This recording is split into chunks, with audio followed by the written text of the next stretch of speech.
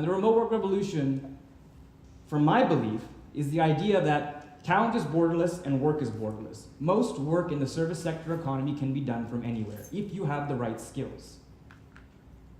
If you want to travel and you want to work at the same time, which I know a lot of young people love to do, remote work is a viable solution to do both at the same time while earning a good income. If you want to raise a family and spend more time with your family or a loved one, or maybe you have to take care of someone who's ill in the family, remote work is a viable solution to that flexibility where you can be at the office sometimes or you can be by your loved ones. If you are bound by immigration, meaning you cannot leave your country, or you don't have the means to leave your country to go to a better one, remote work could be a viable solution to bring jobs to you. If you want to earn a better wage, and this is the section of my talk I always say to the women who are out here, if you want to earn more because you know you deserve it, which I do as well, remote work is a viable solution to putting your talent in front of countries and companies that are hungry for what you have to offer.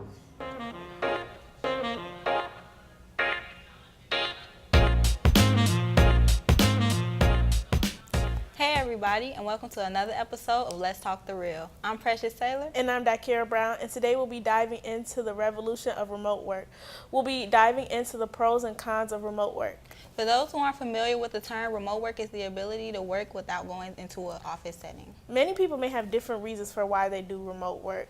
Some people may focus better outside of a traditional workplace, and others may have sick loved ones and may need to work remotely to take care of them. Some may even choose to work remotely for a day because they have a parent-teacher conference or a doctor's appointment, and others may prefer to work to avoid office distractions. Whatever the reason is, remote work is expanding around the globe. Many people are finding it way easier. Well, I think the problem with remote work is that people find it inefficient because they think that people will just sleep all day and not get anything done, but in all actuality, they get more work done at home as opposed to someone who works in an office setting. That's true. I don't think people actually realize the benefits of remote work because in society we're taught that after we go to college we get a job and we work 9 to 5, but remote workers get to choose their own hours. And to further explain this is Elena Valetine, the co-founder and CEO of Skill Scout, a media company that helps employers tell their story through video. Skill Scout has an entirely remote workforce. Hi, Elena. Hey, Okay. happy to be here, ladies. So first question, how did you get into remote work? We got into remote work by the sheer need to. So when we first started Skill Scout, we didn't necessarily have an office. And so my co-founder, Abby, and I ended up working remotely ourselves and were able to find a rhythm with that. And so as we've continued to grow the business with new colleagues, we really kept that as what we see being a perk to working with Skill Scout, which is being able to have that flexibility of not necessarily having to go into an office every day to do the work. Why do you think that remote work is becoming so prominent? I think remote work is becoming prominent for a couple of reasons.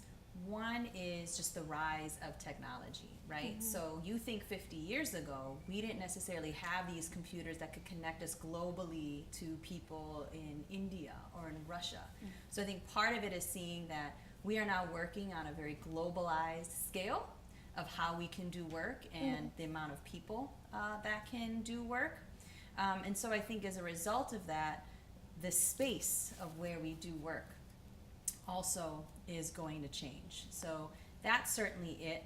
I also see, especially with the younger generations coming up, that you all have this desire to be more entrepreneurial and to start your own businesses. So I think part of what comes with remote work is also more small businesses, more freelancers who are coming up in the game, and again, maybe they can't afford an office at first, but even when they can, they see a large office space as being an additional expense. And so now that we have so many ways of being able to connect and communicate, we don't necessarily need these in-person spaces anymore for us to be able to be productive. Okay. So what do you think some of the factors that people need in order to be successful remote workers? That is a really great question. So a couple of things that we think about and try to nail hard is, one, timelines are everything. You are only as good as your timeline. So it doesn't matter how great, in our case, of an editor you are. If you can't meet your timelines, when we said Wednesday at 5 p.m., that's going to be a very big challenge. So one are, really being able to commit to the timelines. The second is huge. It's communication, right? In some ways, we almost have to be overly communicative in how we work and when we work, because that's all we have. It's not like we can just get up and tell our friend over here, oh, okay, can't get the work done. So what we say is, the more that you can be communicative around any challenges you're having, any successes you're having, if you're going to make those timelines, is really important. I think especially when it also comes to remote work, you also have to think about the kinds of communication styles you have. So I'm sure you guys know, right? There's one way that you might communicate with someone in person, than you might over an email. Right. And, I think that sometimes our communication in email can be misinterpreted, right? Imagine like all caps or all emojis, right? Yeah. So I think when it comes to working remotely, we have to just get better about thinking about what is our email etiquette and our email communication. And with that, a big motto that we have at Skill Scout is that no one suffers in silence. Okay. The truth is, right, like Daikira, if you and I were working together in person, I could maybe visibly see you struggling, visibly see that you're having a challenge. The problem is, if you're working remotely, we don't know. Yeah. And so again, I think it comes back to being overly communicative, that no one suffers in silence. You really have to let people know when, you are feeling like you're coming up against a barrier. And coming up against a challenge. So, and I think the other one certainly is, yes, when you're doing remote work, there can be a lot of distractions, right? Imagine, right, if you guys were to, work from home with all of your family there, right? Imagine how distracting that could be. So I think certainly it's setting the expectation that wherever you are working, be it at home or somewhere else, that space is specifically for working. So for myself, I'm not going to necessarily work in my bedroom. I'm going to work outside in my living room. I have a very specific space. That's when I know that I'm going to do work. And certainly the other thing is the time management piece. So I think obviously, as I had mentioned, it's really sticking to your timelines. But certainly knowing, hey, I'm going to put my phone away in a spot where I can't see it, because for the next 4 hours, I got to get heads down and do some work. So those, I think, are some of the kind of key things that we've seen work successfully at Skill Scout, and I certainly practice as, I am also a remote worker at times. So how do you personally benefit from working remotely? Besides going to the beach on Fridays in the summer, there's a level of flexibility that is extremely freeing when you're a remote worker. I think especially when you can build the trust with your employer, and again, it becomes more around timelines and not whether you're there from 9 to 5, you can start to balance yourself as a whole person, right? So imagine things like having to take care of a child, or being able to run errands. I think that generally your days can become a little bit more flexible to do things, versus having to be in one place at the same time. So I've certainly been able to benefit from that and feel like I've been more productive, because I'm not looking at my day as a 9 to 5. I could be looking at my day in a much bigger way, depending on, when I know that I can be productive, for sure. And I also see it as being a major benefit to our colleagues who are working at Skill Scout. So I think when it comes to remote working, because people like that flexibility, they may see that as being a major perk of why they might move from one organization to another. And so I've seen that definitely in my experience. Okay. So what do you think some of the downfalls are of remote work? Yeah. I think that there can be a feeling of isolation, right? I'm a very social person, right? I need to be talking to someone all the time, right? Like that's kind of how I'm used to. So I think that when you're a remote worker, you can sometimes maybe feel lonely, especially if maybe your employer isn't necessarily thinking about how you need to feel included in other parts of the business. So that's definitely a big one.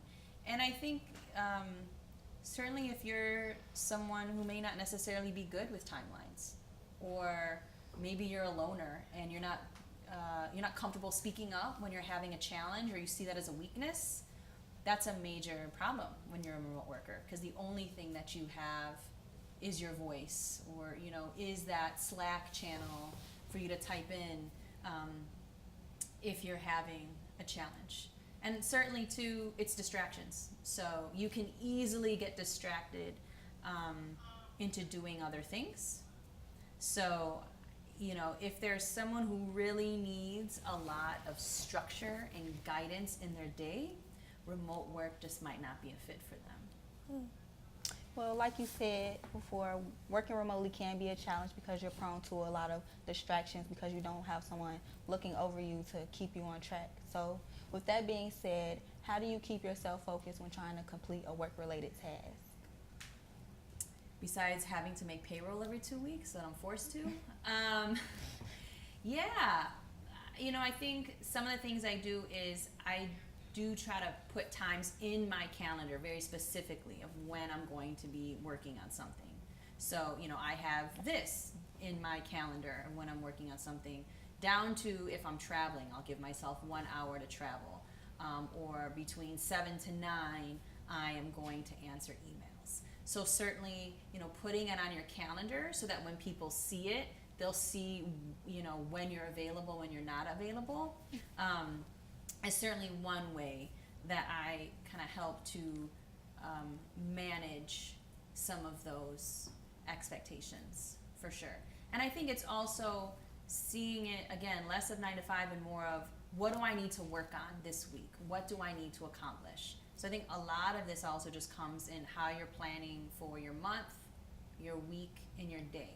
And certainly, as an employer, I feel like it is also my responsibility to make sure that someone who's working on my team feels very successful, and that I'm providing them with what those goals should be on a monthly, on a weekly, on a daily basis. So I think certainly, even especially, on a Sunday, right, just kind of like really reflecting, thinking about what's going to happen that week, and then at the start of every morning, like almost writing a list and figuring out what that looks like for the rest of your day is kind of really important in kind of how I can avoid some of those distractions. Okay.